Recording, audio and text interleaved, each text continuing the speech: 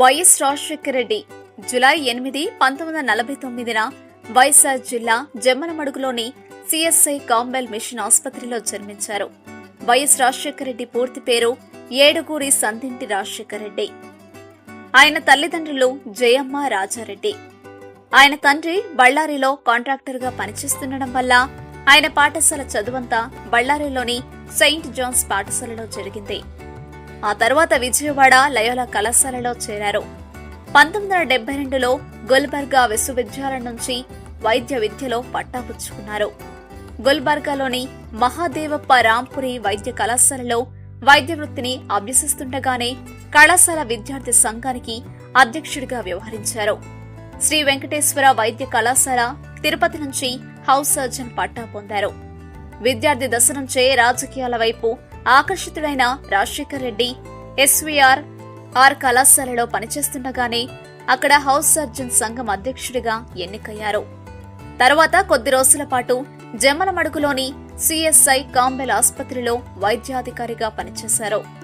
ఆ తర్వాత 1973లో పులివెందులలో తండ్రి వైఎస్ రాజారెడ్డి పేరుతో కట్టించిన 70 పడకల ఆసుపత్రిలో వైద్యుడిగా పనిచేశారు. ఆ ఆసుపత్రి ఇప్పటికీ పనిచేస్తూనే ఉంది. వాళ్ల కుటుంబం పులివెందులలో ఒక పాలిటెక్నిక్ కళాశాల మరియు డిగ్రీ కళాశాలను కూడా నెలకొల్పారు. తర్వాత వాటిని లయోలా సంస్థలకు అప్పగించారు. పులివెందుల దగ్గరలో ఉన్న సింహాద్రిపురంలో ఉన్న కళాశాలను మాత్రం ఇప్పటికీ వీరి కుటుంబమే నిర్వహిస్తోంది. వైఎస్ రాజశేఖర రెడ్డి సతీమణి విజయలక్ష్మి. వారికి ఒక కొడుకు, ఒక కూతురు. కొడుకు జగన్మోహన్ రెడ్డి ప్రస్తుతం కడప లోక్సభ నియోజకవర్గానికి ప్రాతినిధ్యం వహిస్తున్నారు. ఆయన చాలా వ్యాపారాలతో పాటు సాక్షి దినపత్రిక, సాక్షి టీవీ ఛానల్ కూడా నిర్వహిస్తున్నారు. కూతురు షర్మిల. తండ్రి రాజారెడ్డి ముఠా కక్షల కారణంగా బాంబు దాడిలో మరణించడం జరిగింది. గుల్బర్గాలో వైద్య విద్య చదువుతున్నప్పటికీ నుంచి ఆయనకు అత్యంత ఆప్తమిత్రుడు కేవీపీ రామచంద్రరావు.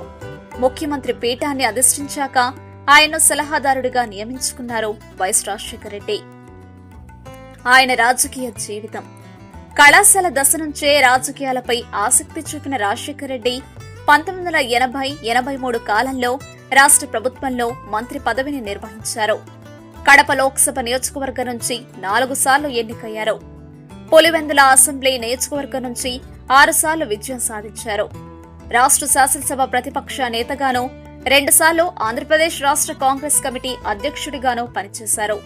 1980 నుంచి 1983 దాకా గ్రామీణాభివృద్ధి, వైద్య శాఖ, విద్యాశాఖ మొదలైన కీలకమైన మంత్రి పదవులను నిర్వహించారు.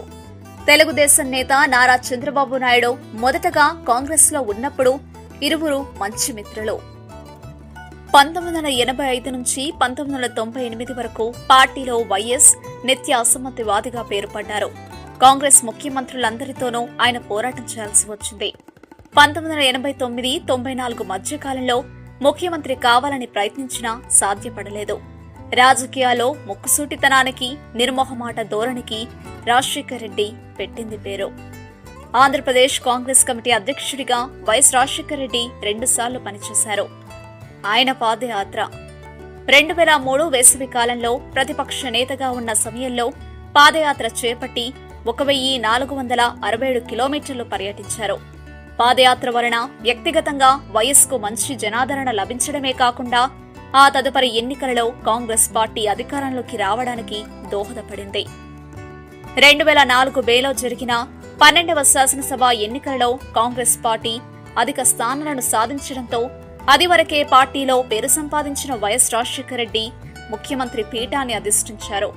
పాదయాత్ర వలన జనాదరణ పొందడమే కాకుండా ఎన్నికల ప్రచారంలో వ్యవసాయానికి ఉచిత విద్యుత్తు, పెండింగ్లో ఉన్న నీటిపారుదల ప్రాజెక్టులను పూర్తి చేయడం, జలయజ్ఞాలకు ప్రాధాన్యత ఇవ్వడంతో ముఖ్యమంత్రి పీఠం ఎక్కిన పిదప తొలి సంతకం ఉచిత విద్యుత్ పైలుపైనే చేశారు. 2009 ఏప్రిల్లో జరిగిన 13వ శాసనసభ ఎన్నికలలో కూడా కాంగ్రెస్ పార్టీ మెజారిటీ స్థానాలలో విజయం సాధించడానికి కృషి చేసి వరుసగా 2వ పర్యాయం ముఖ్యమంత్రి బాధ్యతలు చేపట్టారు. YS Rajasekhara Reddy church of south India అనే చర్చికి చెందిన ప్రొటెస్టెంటు క్రైస్తవుడు.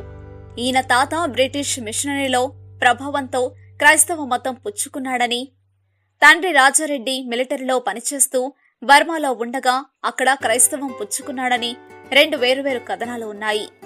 ఈయన అల్లుడు అనిల్ కుమార్ మత ప్రచారకుడు. బ్రాహ్మణుడైన అనిల్ కుమార్ రాజశేఖర రెడ్డి కూతురు షర్మిలను పెళ్లి చేసుకున్న తర్వాత క్రైస్తవం స్వీకరించి మత ప్రచారకుడయ్యాడు. ఆంధ్రప్రదేశ్ సీఎంగా ఉన్నప్పుడు సెప్టెంబర్ 2, 2009న చిత్తూరు జిల్లా పర్యటనకు బయలుదేరగా ఉదయం 9:35 హెలికాప్టర్తో సంబంధాలు తెగిపోయాయి. ముఖ్యమంత్రి ఆచూకీ కోసం గాలించగా 25 గంటల తర్వాత ప్రమాదానికి గురైన హెలికాప్టర్ ఆనవాళ్లు లభించాయి. వైఎస్తో సహా మొత్తం 5 హెలికాప్టర్ ప్రమాదంలో మరణించారు. తమ అభిమాన నాయకుని మరణాన్ని జీర్ణించుకోలేక రాష్ట్రమంతా దాదాపు 67 మంది మరణించారు. వీరిలో చాలా మంది గుండె ఆగి మరణించగా కొద్ది మంది ఆత్మహత్య చేసుకున్నారు. ప్రమాద స్థలమైన రుద్రకొండ కర్నూలు, ప్రకాశం జిల్లా సరిహద్దుల్లో ఆత్మకూరు, వెలుగొడకు సమీపంలోని నల్లమల అడవుల్లో ఉంది. హెలికాప్టర్ కూలిన ప్రాంతం కర్నూలు జిల్లా ఆత్మకూరు నుంచి 8 కిలోమీటర్ల దూరంలోని నల్లకాలువ గ్రామం మీదుగా 16 కిలోమీటర్ల దూరంలోని రుద్ర కోడూరు గ్రామానికి దట్టమైన అడవి మార్గంలో ప్రమాద స్థలి మరో 16 కిలోమీటర్లలో ఉంది. మా వీడియోస్ మీకు నచ్చినట్లయితే లైక్, షేర్, సబ్స్క్రైబ్ చేయండి.